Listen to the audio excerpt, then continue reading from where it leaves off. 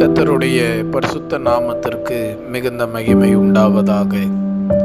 இந்த நாளிலேயும் ஆண்டவர் தந்தருளுகிற அவருடைய அருமையான திருவார்த்தை சங்கீதத்தின் புஸ்தகம் 55ஆம் அதிகாரம் 6வது வசனம்.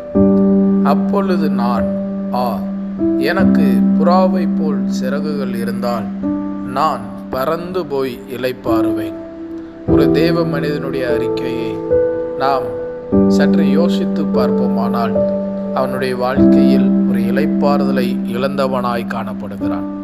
நான் ரட்சிக்கப்பட்டு விட்டேன், மனம் திருந்தி விட்டேன், ஞானஸ்தானம் எடுத்து விட்டேன், அபிஷேகம் பெற்று விட்டேன், ஆனால் எனக்குள் இளைப்பாறுதல் இல்லை என்று நீங்கள் புலம்பிக் கொண்டிருக்கிறீர்களா? ஆண்டவர் சொல்லுகிறார், நான் உனக்கு இன்றைக்கு இளைப்பாறுதலை கொடுக்கிறேன்.